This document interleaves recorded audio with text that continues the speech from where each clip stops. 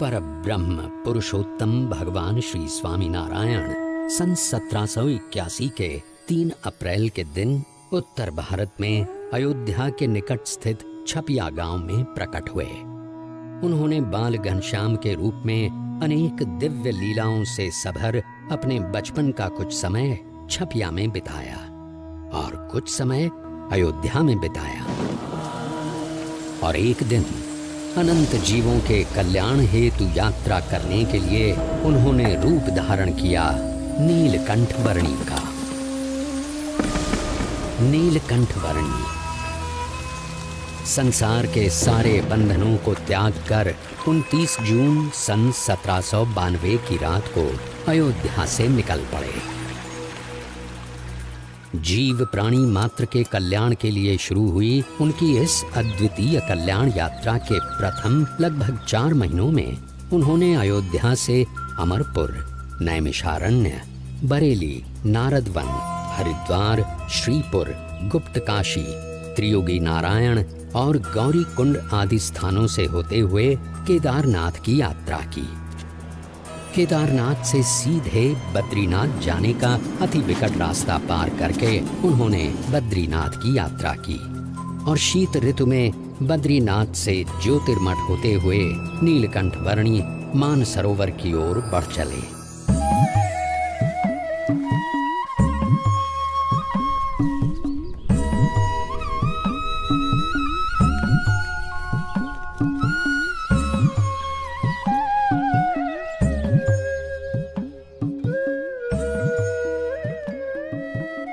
सत्यं वद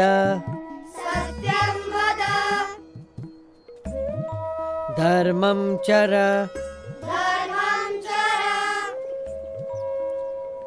सत्यान्न प्रमदितव्यम्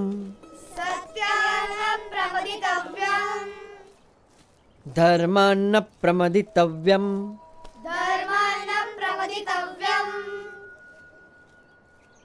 धर्म पालन, अहिंसा, सेवा, यह सब अच्छे मनुष्य जीवन के लक्षण हैं और इसीलिए इन सब सद्गुणों को अपनाते हुए परोपकारी जीवन जीना चाहिए।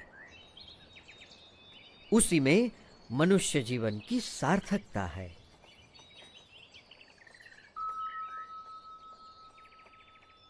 बड़े ध्यान से सब सुन रहे हो। क्या समझ में आ रहा है? कुछ प्रश्न हो तो जरूर पूछना, झिझकना मत। निस्वार्थ सेवा भावना और सदाचार में कोई बुराई नहीं है, पर केवल सत्वगुणी प्रवृत्तियों से ही जिया गया जीवन परम कल्याण के लिए पर्याप्त है। जन्म से लेकर मृत्यु तक यदि केवल इन सब में ही जीवन व्यतीत हो तो स्वयं का कल्याण कैसे होगा?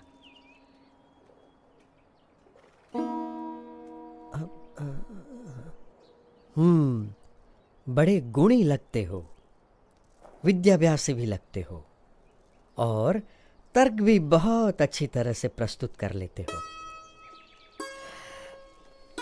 तो आप ही बताओ, आपका क्या विचार है? मनुष्य को कैसा जीवन जीना चाहिए? ऐसा जीवन जो उस उच्चतम विद्या को पाने के लिए जिया गया हो, जिसे जानने के बाद और कुछ भी जानना बाकी न रह जाए। पर ऐसी कौन सी विद्या है? ब्रह्म विद्या, जिससे अपने अहंकार, स्वभाव, अज्ञान, इंद्रियों एवं अंतःकरण की गुलामी, हर प्रकार के दुख, सारे बंधन, जन्म मरण के चक्कर, इन सब से मुक्ति पाकर आत्यंतिक कल्याण प्राप्त होता है।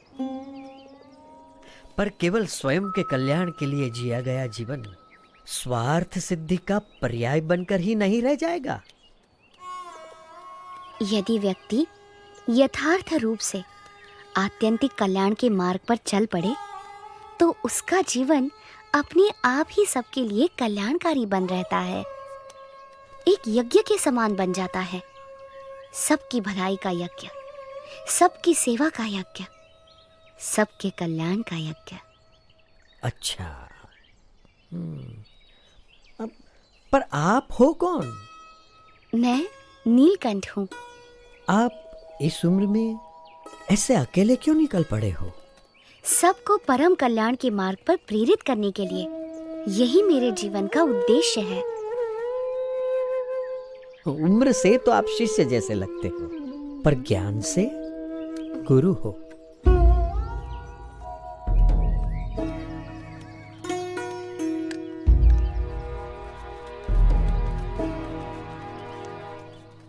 प्रणाम।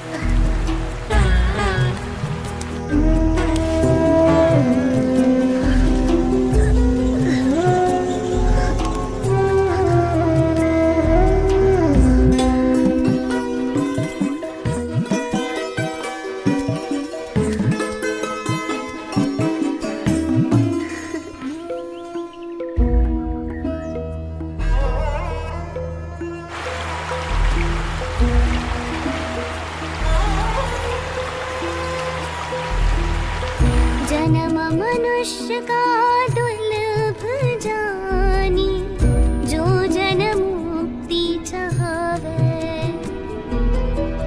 ममारु सम संतन संगे, परम मुक्ति को पावे।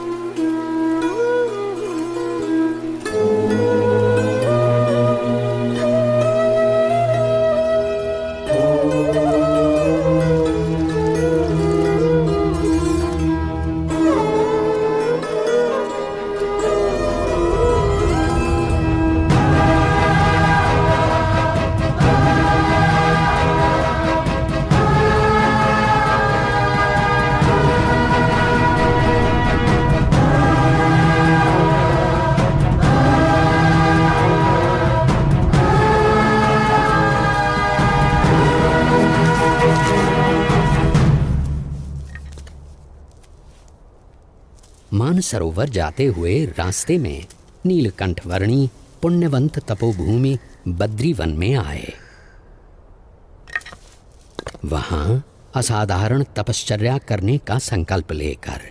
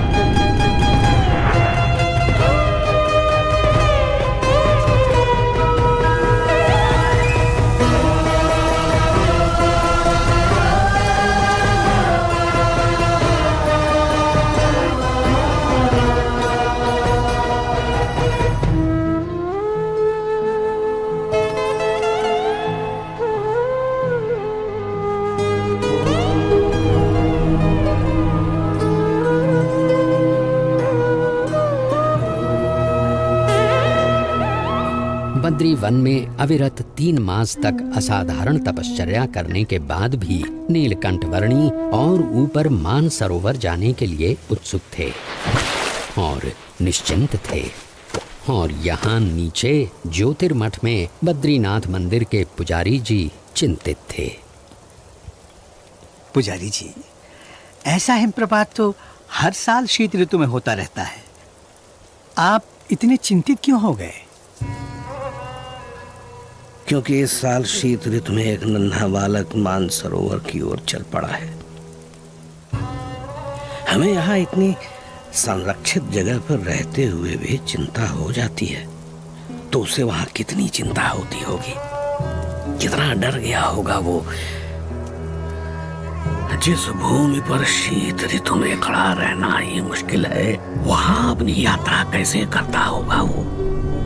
बर्फ के वीरान रेगिस्तान में केवल 11 साल का मासूम अकेला।